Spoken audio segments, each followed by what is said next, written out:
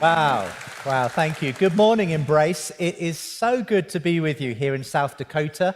Since I arrived with my family a couple of weeks ago, we started in Minnesota, came down to South Dakota. We've just had such a warm welcome. It's been fantastic. I bring greetings, of course, from King Charles to his loyal subjects here in South Dakota. We had a bit of a falling out, I know, a few hundred years ago, but I feel like you're a brother from the same mother, you know, and in that sense, I love coming to the States, sharing, meeting people, some people who have, you know, engaged with the shows and the podcasts that I host, but also meeting lots of new friends. So thank you for having me with you this morning. The UK, in many ways, could be said to be maybe 10, 15, 20 years ahead of where the US is in terms of being a secular culture, a post-Christian culture. And I've been speaking into that culture for the last 20 or so years. As Travis mentioned, I've been hosting a podcast and radio show called Unbelievable. It's a show where I aimed to bring Christians and non-Christians together for dialogue and debate. It's run by a Christian radio station in the UK, but I had this idea that we need to have better conversations in our culture between people who do and don't believe. I mean, that's only increased in the last 15 or 20 years, hasn't it? So I had this idea, why don't we actually model what good conversations could look like? And that's what I've been aiming to do through a lot of the podcasts and shows that I broadcast. I bring on Christians and non-Christians. On the next slide, you can see a well-known atheist speaker, the head of the Humanist organization in the UK, Andrew Copson, nearest the screen, engaging with a Christian theologian, looking slightly grumpy, I must admit, Theo Hobson. And we debate all kinds of issues. And it's been wonderful because as the show has grown over the years, we started a video format as well. You can see us here in studio. Well-known Canadian psychology professor Jordan Peterson joined me a few years ago and debated whether we can make sense of life without God opposite an atheist psychologist, Susan Blackmore. I love debating these big questions. We need to grapple with these big questions, whether we call ourselves a Christian or not. And of course, there's lots of other ways to get into these issues. When COVID struck, we went into a kind of home studio environment, and I did a lot of these shows via Zoom and Skype and so on, asking fundamental questions of the Christian faith. At the center of the faith is this claim that Jesus rose from the dead. This is two New Testament scholars with different perspectives on that. And the big ethical issues of our day as well. Roe versus Wade, when that decision, the Supreme Court overturned that decision, we held a debate on it. These are the important things that, as Christians or as non-Christians, we need to be ready to speak into and have good conversations about these issues. But it's not just the big, long-form conversations. I love also doing short-form.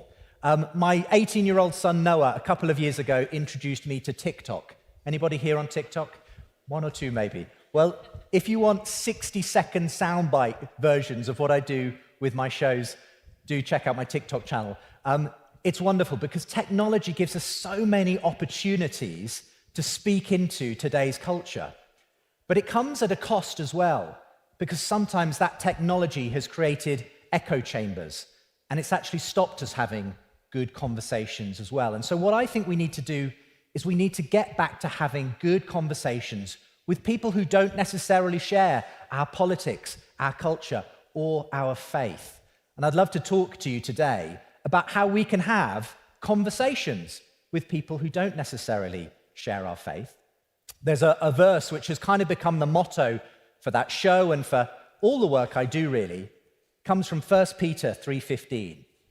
Always be prepared to give an answer to everyone who asks you, to give the reason for the hope that you have. Here's the important part. But do this with gentleness and respect. As Christians, we're called to have a reason for the hope that we have. There's an expectation that we will get asked questions, but we need to do it in a way that shows the love of Christ as much as tells people about the love of Christ. Gentleness and respect. So often that's missing from our cultural conversations today, isn't it? Now, whether you're here as a Christian, someone who believes but sometimes struggles with having those kinds of conversations with skeptical friends, neighbors, colleagues, or whether you're here as someone who has significant doubts themselves, kind of as Pastor Travis was saying, or perhaps you don't call yourself a Christian and you're not sure this whole God thing makes any sense whatsoever.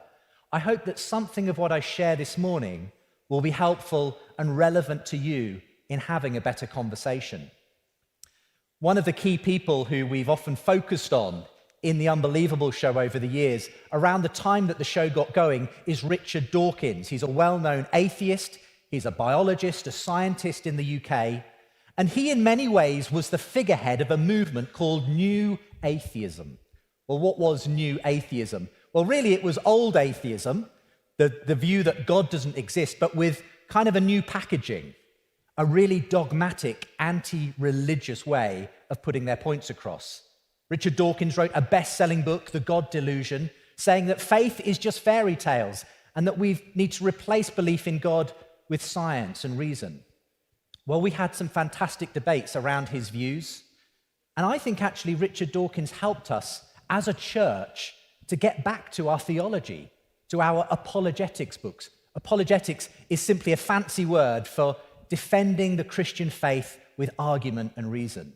And it's been wonderful to see the way that actually I've seen as I've hosted these debates between thinking atheists and thinking Christians, that actually there's a way we can have good conversations, and that in the end, Christianity can stand on its own 2 feet. We don't need to be scared. We don't need to run away. Actually, there are ways we can engage our culture, people who don't believe, fruitfully and effectively. So I'm hoping to just pass on a few of those ways in my talk this morning.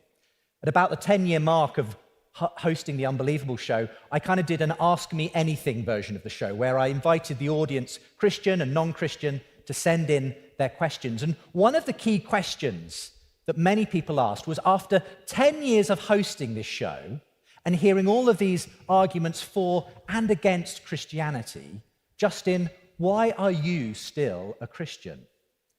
And I want to give you 3 reasons why I think God remains for me the best explanation of why we're here, what this universe is about, and the story that we're all living into. I want to give you 3 reasons why I believe God is the best explanation. And just to tee this up, I want to tell you that when I first began hosting that show, I thought that as a Christian, the onus was on me to provide all of the evidence and arguments for my beliefs, that there's a God, that Jesus is God's son, that he rose again. And I realized that although, yes, I do need to give a reason for my faith, the atheist standing over here, the person who doesn't believe in God, they also have a worldview, a way of looking at life. And that means they have a certain set of beliefs too. Perhaps they believe that actually all that exists is matter in motion, the laws of nature, that everything ultimately boils down to that. Well, that's got a whole set of consequences to it. It means that there's no overarching meaning to life. We kind of have to make it up as we go along. It means that our ideas of truth and beauty and love and justice, well, they're kind of illusions, things that we just have invented to make sense of life, but they don't exist in reality. I realize that whether I'm a Christian or whether I'm an atheist, we each have to give an account of why we believe what we believe, okay? And the question is, it's not that I have to have a bulletproof argument that convinces the atheist. I think all we have to do is ask, which of these 2 worldviews, Christianity or atheism, makes best sense of the evidence that's available to all of us? And I want to give you those 3 reasons why I think God is the best explanation of 3 things. The word human will be in each of my points this morning. The first is that I believe God makes sense of human existence. When I began the show, I started having a lot of debates on science, both with Christian and atheist scientists. And one of the big things that Richard Dawkins, this well-known scientist, biologist, leader of the New Atheism, was saying was that the more we know about science and the universe, the less reason we have to believe in God. But I've seen the direction of travel going in the opposite direction. The more that I've looked into and heard about the extraordinary nature of our universe and what it took for us to be here, the more I think it's opening up the God question rather than closing it down. One of the reasons for this was an extraordinary phenomenon that's really only come to light in the last 50 or 60 years, is called the fine-tuning of the universe for life. Now, this is a kind of a complex scientific idea, so I tried to boil it down a few years ago into a short video. So just for a few minutes, I'm going to let a video do the talking, and I'll be back. Some people say that human existence is a result of a roll of the cosmic dice. Like the gambler who stakes his life savings on the next throw, we just got lucky in the lottery of life. Some people say there's no purpose in the universe, no grand plan, no God behind it all. Our numbers just came up and here we are. But I don't believe them, and nor should you. If I roll this dice, the chances of getting a 6 is 1 in 6. That's not too bad. But what are the chances of me rolling 6 twice in a row? Well, the odds get longer. It's 1 in 6 times by 1 in 6. That's 1 in 36. So I'd have to be pretty lucky to get 2 6s in a row. Now, every time I add the chances of rolling another 6 in a row, the odds go up exponentially, and it gets even more unlikely. Now, what if I rolled this dice 70 times, and every single time I got a 6? Okay, that's pretty unlikely, but it's possible, right? Well, in fact, the chances of rolling a 6 70 times in a row are around 1 in 10 to the 55. That's a 1 with 55 zeros after it. Now, just to put that in perspective, how long would I have to stand here rolling this dice, allowing about 5 seconds per roll, before hitting that lucky streak and rolling 76s in a row? Well, I had a mathematician friend work it out for me. On average, you would have to continually roll this dice for 100 trillion, trillion, trillion, trillion, trillion, trillion, trillion, trillion, trillion, trillion years before your numbers come up. That's a long time. What if you applied that thinking to us? What are the odds of us being here? Now, the odds of rolling 76s in a row, 1 in 10 to the 55, as it happens, those are the same odds of something called the expansion rate of the universe being just right for the existence of us here today. From the moment of the Big Bang, when our universe began to rapidly expand, the rate of that expansion was exquisitely finely balanced. Any faster, and the universe would have expanded too rapidly to allow the formation of chemicals, atoms, stars, and galaxies. Any slower, and the universe would have collapsed back in on itself.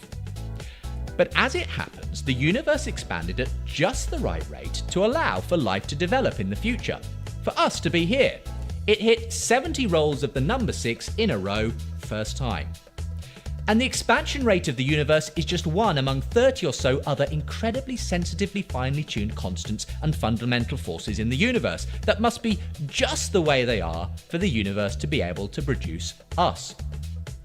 So let's imagine, if I went ahead and rolled this dice 70 times, and what do you know, every time it came up 6.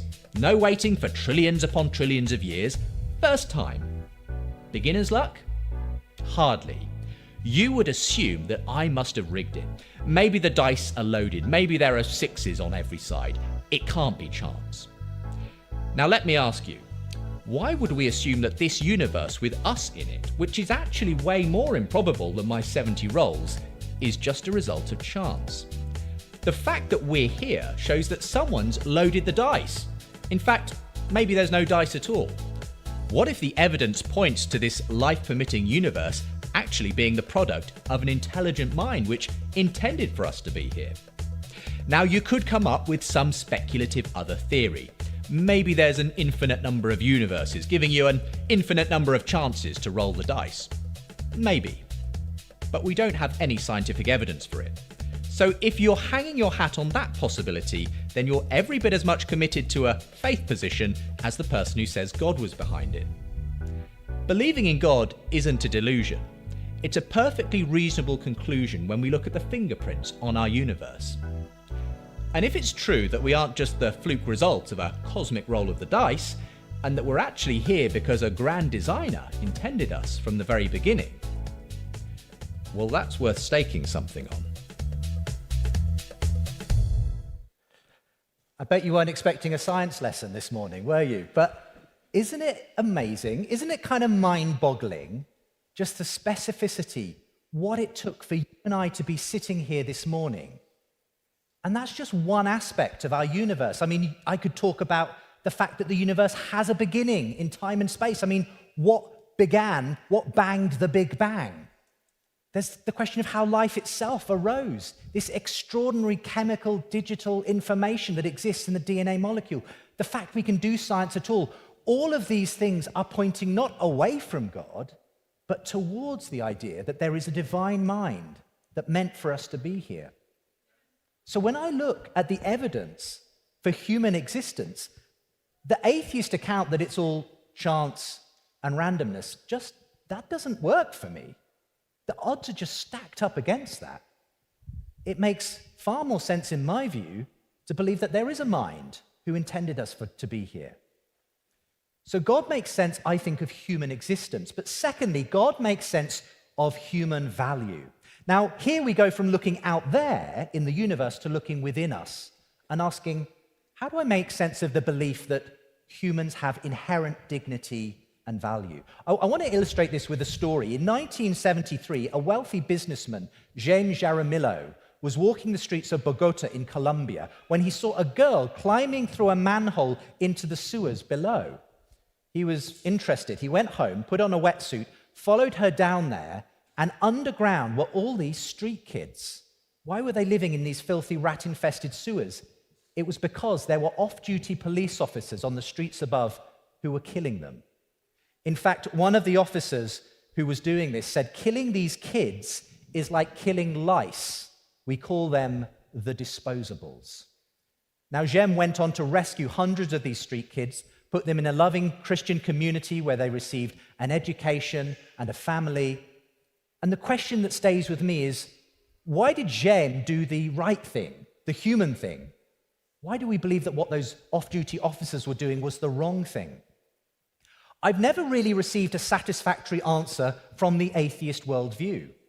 Because at one level, if we're all here by a blind, purposeless process with no particular reason to it, then there's no reason to prefer one part of the evolutionary tree of life, humans, to another part, a louse. Why should we treat humans different to a louse?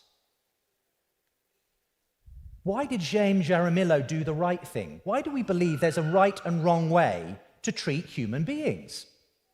Again, I had a fascinating conversation on this with Richard Dawkins, who I mentioned earlier. I'll bring him up on screen again. This well-known atheist in the UK was having a debate with a well-known Christian thinker at Oxford University. And just after their debate, I managed to get my very first interview with Richard Dawkins. I was very nervous, I can tell you. But we had a really interesting moment in our conversation. And I'm going to tell you exactly how that went. I said to him, but Richard, if we'd evolved into a society where rape was considered fine, would that mean that rape is fine? He replied, I don't want to answer that question. It's enough for me to say that we live in a society where it's not considered fine. We live in a society where selfishness, failure to pay your debts, failure to reciprocate favors is regarded askance. That is the society in which we live. I'm very glad, that's a value judgment, glad that I live in such a society. And I responded, but when you make a value judgment, don't you immediately step outside of this evolutionary process and say the reason this is good is that it's good, and there's no way to stand on that statement? He responded, well, my value judgment itself could come from my evolutionary past. I said, well, therefore, it's just as random in a sense as any product of evolution. He said, you could say that, but in any case, nothing about it makes it more probable that there's anything supernatural. I said, okay, but ultimately, your belief that rape is wrong is as arbitrary as the fact we've developed 5 fingers rather than 6. He said, you could say that, yes. And you could say that. And I think actually you should say that if you're a thoroughgoing atheist like Richard Dawkins. So why do we recoil at the idea that the way we think about and treat human beings is just the happenstance of the hand that evolution happens to have dealt us in this time and place? Why do we actually believe there are really some right and wrong ways to treat human beings? Where does that idea of the inherent value and dignity of every human being come from? I find that the Christian story has a ready answer. And it's right there on the first page of the first book of the Bible. You and I are made in the image of God. If that's true, then that gives us inestimable value and worth. And I can't find any better explanation for our deeply held belief that humans have value and worth. One of these police officers in Bogota, Colombia, when they gunned down one of these kids, they pinned a note to her, and it said, "I killed you because you had no education and no future." And my question is that the measure of a human life? Is it who you are, where you were raised, whether you had an education? No. There must be more to what human life is, why we value it, than those things. The only way I think we can see value in every human life, whether it's the penthouse millionaire or the street kid in Bogota, Colombia, is if every single life is of equal value, inestimable value, because we have been made in the image of God. That's why I believe God makes sense of our belief in human value. So human existence, human value, final one, God makes sense of human purpose. I think we experience this desire for something more than the span of our life. In all times, places, and cultures, there's been this search for meaning, for purpose. I'll tell you briefly the story of Jennifer Fulwiler. She's an extraordinary woman who grew up in a loving family, but one where God was painted as just a delusion, kind of in the Richard Dawkins way. She never had any thought that God could exist.